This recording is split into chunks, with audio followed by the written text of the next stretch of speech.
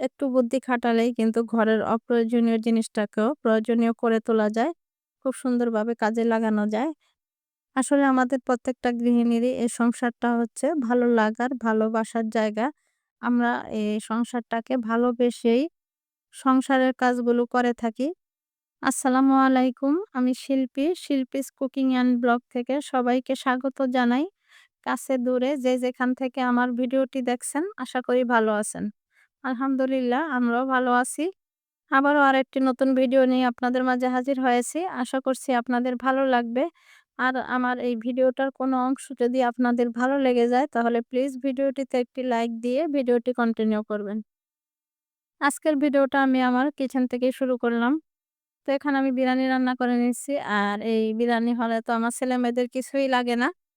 তো এখানে গরুর মাংস দিয়ে বিরিয়ানি রান্না করব। এজন্য আগে গরুর মাংসটা রান্না করে নিচ্ছি। আমার মনে হয় বেশিরভাগ বাচ্চারাই বিরিয়ানিটা কিন্তু খুব বেশি পছন্দ করে। আর যেহেতু মাঝেমধ্যে আমাকে বিরিয়ানি রান্না করতে হয় ওদের পছন্দের জন্য আরকি। তো এজন্য আর ডিটেইলস এ আসলে পুরো রেসিপি শেয়ার করলাম না। আর এই বিরিয়ানির রেসিপি আমার ভিডিওতে কয়েকটাই দেওয়া আছে। চিকেন দম বিরিয়ানি, তারপরে এই যে গরুর মাংসের বিরিয়ানি। তো এইজন্য আর পুরো ভিডিও ডিটেইলস এ শেয়ার করলাম না। আর আমার বাসায় ইদানিং যে সমস্যাটা সেটা হচ্ছে গ্যাসের খুবই সমস্যা। আগেও ছিল, তবে এখন মনে হয় যেন আরো বাড়ছে। তাই যতটুকু পারি দ্রুত আরকি জটপট করার চেষ্টা করি। মানে খুব দ্রুত সিম্পল যেভাবে আরকি তাড়াতাড়ি করা যায়। তাই তো আমি কিন্তু বিরিয়ানির সাথে আলুও দিয়েছি। আর বিরিয়ানির আলুটা আমার মনে হয় সবাই বেশি খুব পছন্দ করে। যেহেতু এই বিরিয়ানির আলুটা একটু আলাদা করে তেলে ভেজে দেওয়া হয়। আমার বাসায় তো মনে হয় মাংসের চেয়ে বিরিয়ানির আলুটা নিয়েই সবাই খুব বেশি কাড়াকাড়ি করে। আর কি বলবো, এই বিরিয়ানিটা রান্না করতে আসলে আমাকে অনেক কাঠখড় পোড়াতে হয়েছে। একবার ইলেকট্রিক চুলায়, আবার হচ্ছে চুলায় এভাবেই করছি। কারণ ইলেকট্রিক চুলায় এত বড় হাঁড়ি চারদিকটাতে মানে খুব বেশি তাপ পাওয়া যায় না। তো এইজন্য ইলেকট্রিক চুলায় ১ম দিয়েছিলাম আরকি। পরে দেখলাম যে হাঁড়ির চারদিকে তাপ চায় না। হিটটা খুব ভালো পায় না। তো পরে আবার চুলায় নিয়ে আসলাম। তবে এই হাঁড়িগুলোর সুবিধা হচ্ছে হাঁড়িগুলো যদি একবার গরম হয় তাহলে কিন্তু খুব একটা সমস্যা হয় না। ভালোভাবে একবার গরম করে নিলে, পানিটা খুব ভালোভাবে গরম করে নিলে হয়। আমি ইলেকট্রিক কেটলি দিয়ে পানিটা খুব ভালোভাবে গরম করে নিয়েছি। আমি রান্না করছিলাম আর বলতেছিলাম যে ভাগ্যিস এই হাঁড়িগুলো কিনেছিলাম। তো আমি এরকম ২ সেট হাঁড়ি কিনেছি। যে এখন আমার বিরিয়ানি কিংবা পোলাও একটু বেশি রকমের রান্না করলে কাজে লাগে। কারণ আমার বাসায় যে গ্যাসের সমস্যা, এই অল্প গ্যাসে কিন্তু এত বিরিয়ানি বা পোলাও নরমাল হাঁড়িতে রান্না করা খুবই টাফ হয়ে যায়। মাশাআল্লাহ। সবাই মাশাআল্লাহ বলবেন। এই যে দেখেন আমি উম এখন নিয়মিত ভিডিও না দেওয়ার আরেকটা কারণ হচ্ছে এই যে আমার রোজান সাহেব, ওনাকে টেক কেয়ার করা। সারাক্ষণই ওনাকে আমার চোখে চোখে আমার মানে আশেপাশে রাখতে হবে। ওনাকে একা একদমই বসিয়ে রাখা যায় না। কারণ ওনার এখন যে বয়সটা, মানে একা তো থাকবেই না। তার পাশেই থাকতে হবে। আর তার পাশ থেকে একটু সরতে গেলেই নানা, নানা বলে ডাকাডাকি শুরু করবে, কান্নাকাটি শুরু করবে। আর এই তো আমার ভিডিওর টাইটেল এবং থাম্বনেল এ আমি যে কথাটা বলেছিলাম, আমার আসলে এবং ভিডিওর শুরুতে বলেছিলাম, এটা আমার একটা বেডশিট ছিল। খুবই দামি ৳২২০০ দিয়ে বেডশিটটা কেনা হয়েছিল। এটা কিনেছিল আপনাদের ভাইয়া। এরকম ২ টা বেড কভার আরকি বেডশিট কিনেছিল ৳৪,৫০০ দিয়ে সে। তো যেটা হয়েছে বেডশিটগুলো আসলে আমি বিছানায় বিছাতে পারিনি। কারণ পাশে বেডশিটগুলোতে ঘুমাতে খুবই সমস্যা। মানে ছেলেমেয়েরা একদমই পছন্দ করে না। বলে যে ঘুমিয়ে আরাম নেই আর একদম চোখে বসে যায় এটার। তো এইজন্য আর কেনার পর ইউজ করা হয় না। একবারই বিছানায় বিছিয়েছিলাম। পরে যেটা হয়েছে উঠিয়ে রেখে দিয়েছিলাম। প্রায় ৩-৪ বছর হয়ে গেছে। তো আমি আজকে মার্কেটে গিয়ে দেখি যে এই ধরনের কাপড়গুলো দিয়েই টেবিল ম্যাট বানিয়ে ওরা ২,০০০, ২২০০ এরকম বিক্রি করতেছে। আর আমার টেবিলটা যেহেতু একটু বড় ৮ চেয়ারের, তো এগুলো আরো বড় পড়ে যায়। ৩,০০০, ৪,০০০ এরকম আমার কাছে দাম চেয়েছে। তো আমি পরে আমার পরে মাথায় আসলো যে এই কাপড়গুলো তো আমার ঘরেই আছে। তো কেননা আমি কিনে নিবো। আমি বাসায় গিয়ে আমার ওই বেডশিট দিয়েই আরকি আমি এই টেবিল ম্যাটগুলো বানিয়ে নিবো। যেহেতু এগুলো অযথা ঘরে পড়ে আছে। আর যেকোনো কিছু আসলে ঘরে পড়ে থাকলে এগুলোর টেম্পারও চলে যায়।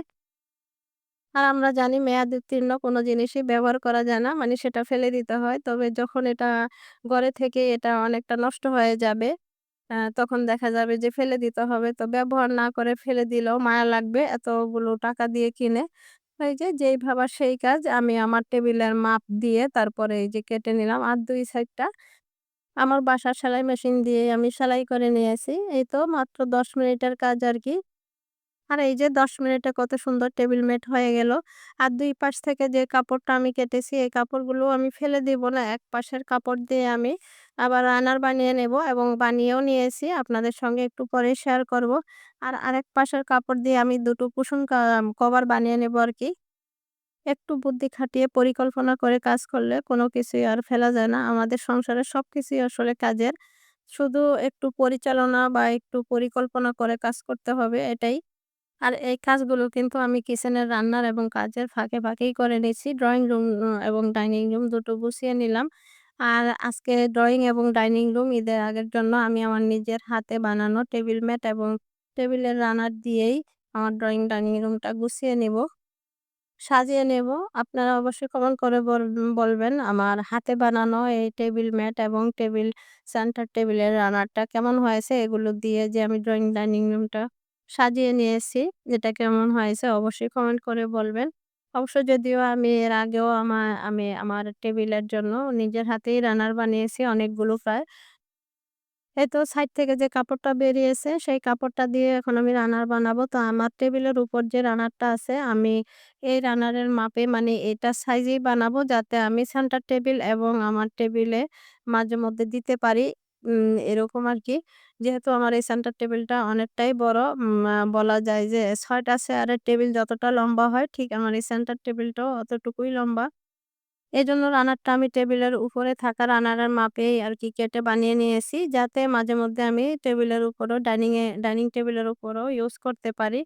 আর রানারটা অলরেডি আমার কিন্তু সেলাই করা হয়ে গেছে। রানারের নিচে যে কাপড়টা দিয়েছি, এই কাপড়টাও আমার ঘরে আরকি পুরনো বেড কভার কাপড় কেটে তারপর আমি রানারের নিচে কাপড়টা দিয়েছি। আর এই ধরনের রানার গুলো বানালে নিচে আরকি কাপড়টা সুতি কাপড় দেওয়ার চেষ্টা করবেন। এতে করে যেটা হয় রানার গুলো খাপ খেয়ে বসে থাকে, নড়াচড়া করে না। আর এই তো আমার বানানো টেবিল ম্যাট এবং টেবিল রানার দিয়ে আমি আমার ড্রইং ডাইনিং রুমটা আজকে সাজিয়ে নিলাম। আর যদিও পরে আমি আরেকটা রানার বানিয়েছি আমার ছোট ওই সেন্টার টেবিলটার জন্য, সেটা আর আসলে শেয়ার করা হয়নি। তো আমার কাছে মনে হয়েছে আমার ড্রইং রুমের সোফার কভার এবং সোফার যে কুশনের কভারগুলোর সাথে আমার টেবিল ম্যাট এবং সেন্টার টেবিলের রানার সব মিলিয়ে আরকি খুব সুন্দর একটা লুক দিয়েছে। তবে এটা আসলে সবার কাছে ভালো নাও লাগতে পারে। তবে আমার কাছে মনে হয় মাঝেমধ্যে একটু চেঞ্জ করলে, একটু এদিক-সেদিক করলে ভালো লাগে। সবসময় একঘেয়েমি আরকি ভালো লাগে না একই রকম দেখতে। তো এইজন্য মাঝেমধ্যে আমি এই যে টেবিল ম্যাট, রানার এগুলো আরকি কুশন কভার এগুলো চেঞ্জ করি।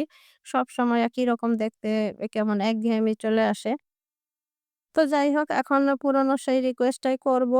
আমার ভিডিওটির কোনো অংশ যদি ভালো লেগে যায় তাহলে প্লিজ ভিডিওটিতে একটি লাইক দিয়ে দিবেন। আর আপনি যদি আজই আমার চ্যানেলে নতুন হয়ে থাকেন তাহলে চ্যানেলটি সাবস্ক্রাইব করে আমার পাশেই থেকে যেতে পারেন। আর এই ভিডিওটা যদি ফেসবুক থেকে দেখে থাকেন, পেজটি ফলো দিয়ে রাখতে পারেন। আর এই কাজটির কোনো একটিও যদি আপনি করে দিয়ে থাকেন তাহলে আপনাকে অসংখ্য ধন্যবাদ। আর এই যে শুক্রবার মতিঝিল হলিডে মার্কেট, তো আমার ছোট মেয়ে বলল, "চলো আম্মু একটু আমরা গিয়ে ঘুরে আসি।" তো এখানে আসলে মাঝেমধ্যেই যাওয়া হয়। তবে লাস্ট অনেকদিন আমি যাইনি। আসলে এখানে বিকেলবেলা এতটা ভিড় হয়। তো এত ভিড়ের মধ্যে যাওয়াটা ভালোও লাগে না। আর এখান থেকে আমি গিয়ে কখনোই কোনো কাপড়-চোপড় এগুলো কিনতে পারিনি বা কিনিও না। যদিও আমি এখানে যাই বেশিরভাগ সময়ই দেখা যায় যে আমি কিচেনের জিনিসপত্রই কিনে থাকি। আর এখানে মাঝেমধ্যে দেখা যায় যে একটু উম ডিফা ডিফারেন্ট কিছু পাওয়া যায় যেটা আসলে মার্কেটে সচরাচর হয়তো পাওয়া যায় না। একই মার্কেটে পাওয়া যায় না বা কিনার জন্য সে নিউ মার্কেটে যেতে হয়। তো এজন্য মাঝেমধ্যে আরকি যাই। যেমন এই যে আজকে এই হ্যাঙ্গিং রেকটা কিনে নিয়ে আসলাম। তো আমার কাছে মনে হয়েছে আজকে যাই আমি এখান থেকে কিনেছি। সবই হচ্ছে মার্কেটে পাওয়া যাবে বা দাম যে এখানে খুব একটা কম বা দামের ডিফারেন্স সেটাও কিন্তু না। আমি কিন্তু মার্কেটে মাঝেমধ্যেই ওদের এখান থেকে কিনে মার্কেটে এসে যাচাই করি। যেহেতু তালতলা মার্কেটটা আমার বাসার কাছেই, মাত্র ২ মিনিট লাগে হেঁটে গেলে।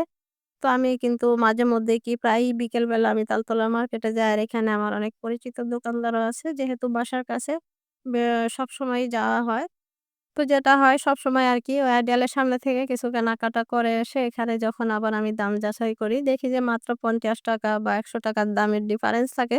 তখন মনে, মনে ভাবি যে আমি আর ওখানে যাব না। শুধু সেই ভাড়া দিয়ে বা এত লোকজনের ভিড়ের মধ্যে গিয়ে আমার লাভটা আর কি হলো?